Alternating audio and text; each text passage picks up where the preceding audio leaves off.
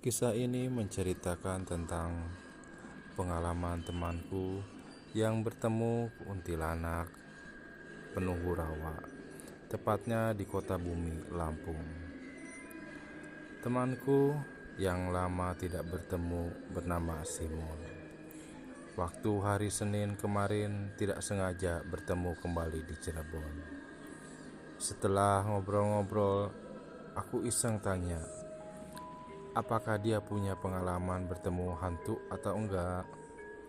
Simul pun menjawab, punya. Kulit Simul langsung merinding sendiri karena teringat kejadian serem yang dialaminya di tahun 2008 silam. Dulu, Simul pernah bekerja di AHM Cakung, dan sekitar tahun 2008 Simul resign untuk mencari tantangan baru. Simul dapat order untuk mengerjakan proyek pembangunan sarang burung walet di Jalan Kali Tanjung, Kota Bumi, Lampung Utara. Lokasinya di rawa-rawa tengah hutan. Simul mengerjakan tempat sarang burung walet yang lumayan besar. Ukuran tebal temboknya saja hampir 1 meter. Luas bangunan 14 meter persegi, dan ruangannya ada yang masuk ke dalam tanah sekitar 12 meter, serta yang muncul ke permukaan sekitar 4 meter. Di luar bangunan dibuat tembok sekeliling tinggi 4 meter.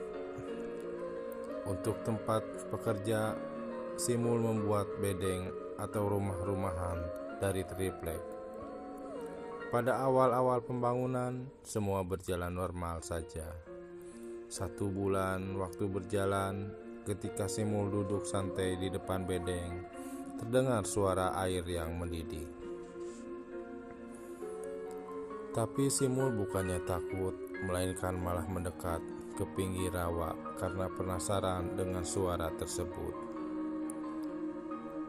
Saat itu, pas malam Jumat Kliwon, bertepatan dengan bulan purnama. Jam 12 malam, walaupun perasaan takut dan merinding, pandangan Simul tetap tertuju ke arah rawa. Sedikit demi sedikit, dari dalam rawa keluar sosok makhluk berwarna hitam. Lama-kelamaan muncul terus ke permukaan. Makhluk itu menjadi besar sekali. Menurut Simul, tingginya sekitar 4 meteran. Namun, setelah beberapa detik, makhluk mengerikan tersebut masuk kembali ke dalam rawa. Simul segera bergegas lari menuju bedeng, tapi belum sempat masuk ke dalam bedeng, tiba-tiba terdengar suara geladak-geluduk.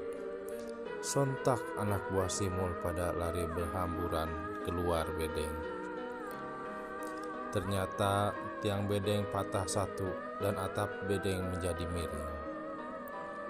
"Ada apa ini?" Simul bertanya ke salah satu pekerja. "Si Tolib kesurupan." Simul segera masuk ke dalam bedeng dibantu beberapa pekerja untuk menangkap si Toyib yang kesurupan. Tapi ternyata si Toyib tenaganya luar biasa kuat. Dipegang 4 orang masih bisa lepas dan terus berteriak sambil memukul-mukul bedeng. Setelah ditangkap 8 orang, barulah si Toyib bisa dikendalikan. Simul segera menyuruh salah satu anak buahnya yang pintar membaca ayat-ayat Al-Quran untuk mengusir jin yang merasuki ke dalam tubuh si Toyib. Dan setelah dilakukan komunikasi dengan jin tersebut, ternyata jin penunggu rawa itu minta makan kembang 7 rupa. Akhirnya si Toyib tersadar kembali.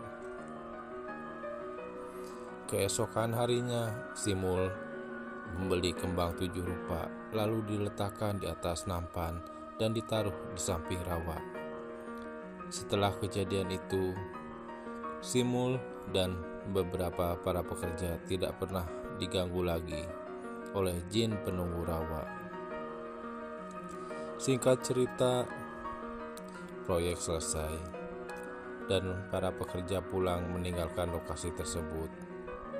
Hanya tinggallah Simul seorang duduk setempat yang tempat bekerja di bangunan sarang walet tersebut sebagai penjaga. Air liur burung walet itu harganya mahal, makanya harus dijaga agar terhindar dari maling spesialis sarang burung walet. Simul dan rekan-rekannya tersebut bertugas bergantian. Bila Simul jaga di siang hari, maka rekannya berjaga di malam hari. Suatu malam ketika Simul dapat jatah jaga malam, saat dia sedang keliling bangunan, Simul berhenti sejenak di bagian bangunan yang mengarah ke rawa. Suasana saat itu gelap karena tidak ada penerangan selain penerangan dari lampu senter. Simul mengarahkan lampu senternya ke sekeliling bangunan untuk memastikan keamanan.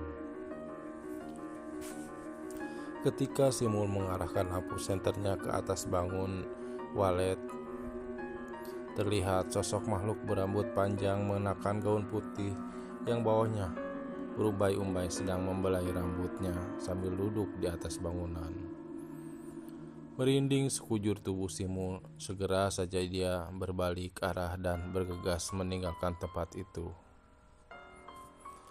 Keesokan harinya, Simul bercerita kepada rekannya kalau malam dia melihat penampakan di atas bangunan di dekat rawa. Dan rekannya baru cerita kepada Simul bahwa sekitar 3 hari yang lalu ada mayat perempuan hamil yang ditemukan terapung di rawa. Hari-hari berlalu, Simul berjaga seperti biasa tanpa ditemui penampakan lagi. Pada suatu malam, tepat malam Jumat Kliwon, Simul berjaga malam dan keliling bangunan seperti biasa.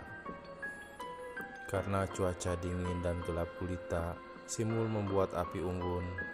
Tapi Simul lupa kalau di tempat dia membuat api unggun itu seminggu yang lalu ada penampakan.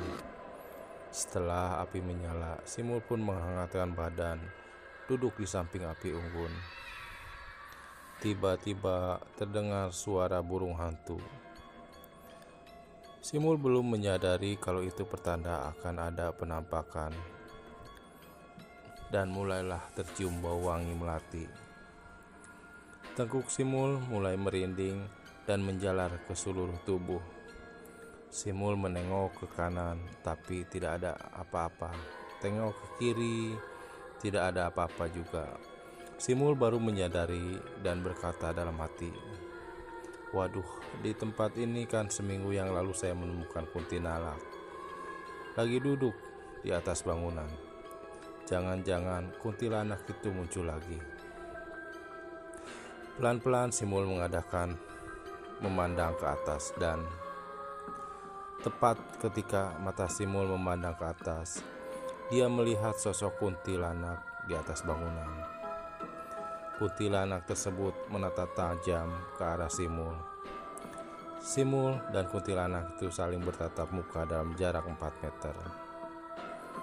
Karena ketakutan yang luar biasa, badan Simul terasa kaku, mulut gagu, dan anehnya, mata Simul seolah tidak bisa terpejam, seperti ada yang memaksa untuk menatap mata kuntilanak tersebut.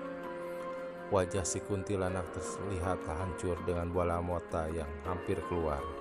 Benar-benar mengerikan. Si kuntilanak diam tak bersuara dengan tatapannya yang sadis. Simul berusaha kuat untuk memalingkan muka. Akhirnya, Simul berhasil memalingkan mukanya dan segera mematikan api unggun. Lalu terbirit-birit kembali ke dalam bedeng. Simul pun langsung masuk ke dalam selimut kain sarung dan tidur sampai pagi.